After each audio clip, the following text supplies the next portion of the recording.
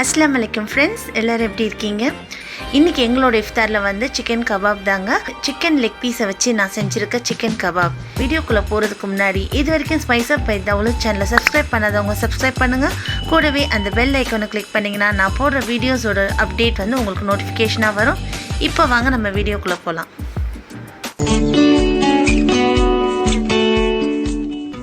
Chicken kebab செய்கிறதுக்கு இன்றைக்கி 1/2 kg leg piece சிக்கனாக கேட்டு வாங்கியிருக்கேன். ஸோ இப்போ நான் வந்து ஒரு 6 legs எடுத்திருக்கேன்.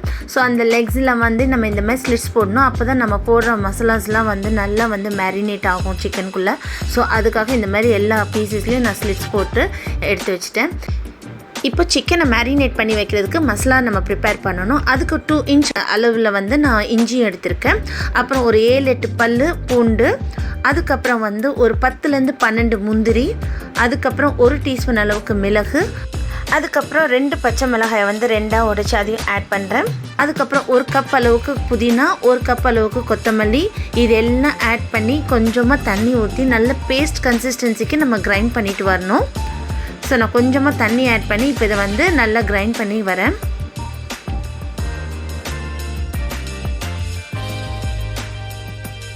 இதுதான் அந்த மசாலா. பாருங்கள் எந்த அளவுக்கு நல்ல பேஸ்ட் கன்சிஸ்டன்சியில் இருக்குதுண்டு. ஸோ இப்போ வந்து நம்ம சிக்கனை வந்து என்னென்ன ஆட் பண்ணுறன்றது பார்க்கலாம். ஃபஸ்ட்டு நான் வந்து 1 டீஸ்பூன் அளவுக்கு உப்பு, அதுக்கப்புறம் 1 லெமனோட ஜூஸு, அதுக்கப்புறம் நம்ம அரைச்சி வச்ச மசாலா. ஸோ இப்போ இது எல்லாத்தையும் ஆட் பண்ணலாம். ஸோ நான் எடுத்திருக்க மசாலாஸ் வந்து கம்ப்ளீட்டாக இந்த 6 லெக் பீஸ்க்கு வருங்க. கரெக்டாக நான் அரைச்ச எல்லா மசாலாவும் நான் ஆட் பண்ணுறேன். இதோட இது பைண்டிங்காக இப்போ ஒரு முட்டையை வந்து பீட் பண்ண அதையும் ஆட் பண்ணுறேன். அதோட 1 டேபிள் ஸ்பூன் அளவுக்கு கார்ன்ஃப்ளவர் மாவு, 1 டேபிள் ஸ்பூன் அளவுக்கு அரிசி மாவு. இப்போ இது நல்ல ஒரு மிக்ஸ் கொடுத்துருங்க. நல்ல இது வந்து கண்டிப்பாக ஒரு 15 to 20 minutes வந்து மேரினேட் ஆகணும். ஸோ இதை நம்ம வந்து நல்ல ஒரு மிக்ஸ் கொடுத்துட்டு ஒரு சைடில் எடுத்து வைக்கலாம். அவ்வளோதான். சிக்கன் கபாப்ன்றது வந்து ரொம்ப ஈஸியான ஸ்டெப்பு. ஸோ உண்மையிலே இதோட டேஸ்ட்டும் ரொம்ப நல்லா இருக்கும். இப்போ இதை வந்து ஒரு 15 to 20 minutes மேரினேட் ஆகட்டும். இப்போ வந்து 15 minutes கழித்து ஒரு கடாயை நான் ஹீட் பண்ணி அதில் ஆயில் ஆட் பண்ணி இப்போ இந்த லெக் பீஸை வந்து நம்ம டீப் ஃப்ரை பண்ணலாம். ஸோ இதுமாதிரி டீப் ஃப்ரை பண்ணையில் 2 சைடும் நல்லா வேகிற அளவுக்கு நம்ம வந்து ஃப்ரை பண்ணணும். ஸோ ஆயிலோட ஹீட் வந்து கொஞ்சம் அதாவது மீடியமை விட கொஞ்சம் அதிகமாக இருக்கணும். அதுக்காக ரொம்ப ஹையாகவும் இருக்கக்கூடாது.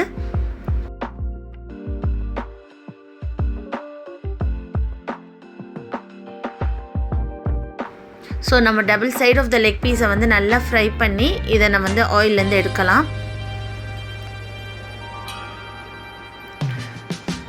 அந்த டேஸ்ட் ஆஃப் மின்ட் லீவ்ஸு, அதோட அந்த நம்ம ஆட் பண்ணியிருக்க முந்திரி, இதெல்லாம் வந்து உண்மையிலே ரொம்ப ரொம்ப டேஸ்ட்டாக இருந்துச்சு.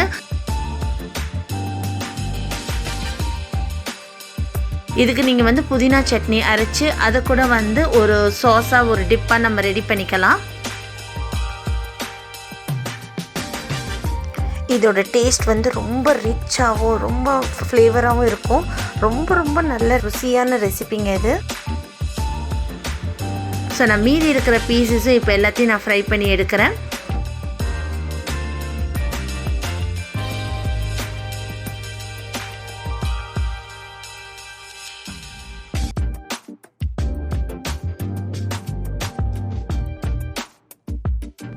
crispy and tasty chicken kebab is ready. So அந்த எல்லா இன்க்ரீடியன்ஸோட அரோமா டேஸ்ட்டு உண்மையிலே அவ்வளோ ருசியாக இருந்துச்சு.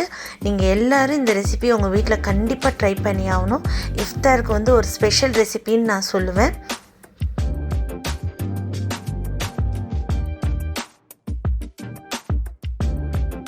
இன்ஷா அல்லாஹ் இந்த ரெசிபியை நீங்கள் எல்லோரும் உங்கள் வீட்டில் ட்ரை பண்ணிவிட்டு எப்படி இருந்துச்சுன்னு உங்கள் கமெண்ட்டை வந்து என்னோட ஷேர் பண்ணுங்கள்.